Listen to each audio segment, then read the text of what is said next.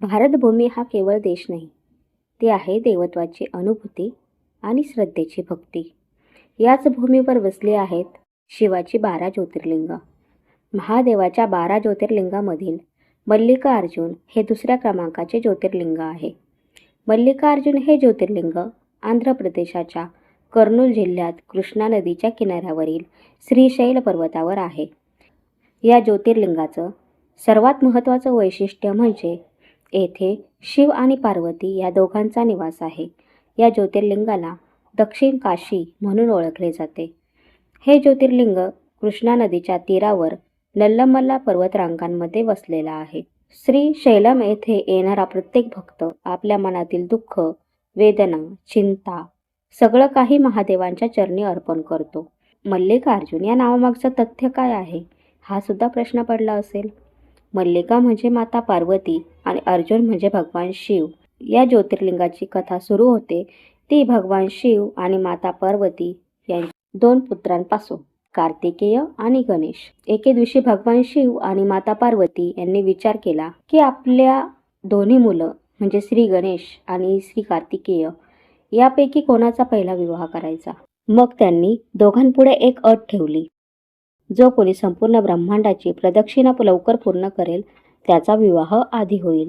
कार्तिकेय आपल्या मोरावर बसून निघाले आकाशामध्ये झेप घेत पृथ्वीची परिक्रमा करण्यासाठी, आणि गणेश त्यांनी शांतपणे आपल्या आईवडिलांची प्रदक्षिणा पूर्ण केली आणि म्हणाले, माझ्यासाठी तुम्हीच माझे ब्रह्मांड आहात. महादेव प्रसन्न झाले आणि आधी श्री गणेशांचा विवाह झाला. कार्तिकेय जेव्हा प्रदक्षिणा पूर्ण करून आले तेव्हा ते रागावून श्रीशैल पर्वतावर निघून गेले. पुत्रांच्या विरहाने माता पार्वती व्याकुळ झाल्या. शिव आणि पार्वती स्वतः कार्तिकेयाला समजावण्यासाठी श्रीशैल पर्वतावर आले आणि तेथेच ज्योतिर्लिंग रूपामध्ये स्थिर झाले. यांच्या प्रेमाच्या स्मरणार्थ हे स्थान मल्लिकार्जुन म्हणून ओळखले जाते. या मंदिराची रचना द्रविड वास्तुशैलीमध्ये बांधलेली आहे. उंच गोपुरम, सुंदर कोरीवकाम, प्राचीन शिलालेख, प्रत्येक दगड आणि दगडामध्ये इतिहास जिवंत आहे. मंदिरामध्ये प्रवेश करतानाच घंटानाद, धुपाचा सुगंध आणि ओम नमः शिवायचा जयघोष मनाला एका वेगळ्याच जगामध्ये घेऊन जातो. मल्लिकार्जुन जसं 12 ज्योतिर्लिंगामधील एक ज्योतिर्लिंग आहे, तसेच 18 शक्तिपीठामधील एक शक्तिपीठ मानलं जातं. येथे देवी ब्रह्मरांभा शक्तिरूपामध्ये विराजमान आहे. म्हणतात ना, इथे दर्शन घेतल्याने 7 जन्माचे पाप नष्ट होऊन मोक्षप्राप्तीचा मार्ग सुकर होतो. मंदिराजवळ वाहणारी कृष्णा नदी, जिला पाताळगंगा असेही म्हणतात, या नदीमध्ये स्नान केल्यावर मन आणि आत्मा दोन्ही शुद्ध होतात. येथे शिवलिंगाचे अभिषेक स्वतःच्या हाताने करण्याची परवानगी मिळते.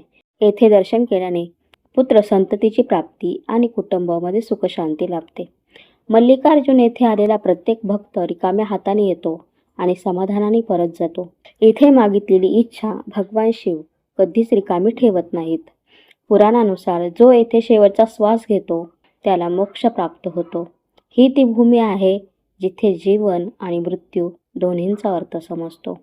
व्हिडिओ आवडला असल्यास लाईक करा, शेअर करा, सबस्क्राईब करा. भेटूया आपण पुढच्या व्हिडिओमध्ये. तोपर्यंत धन्यवाद.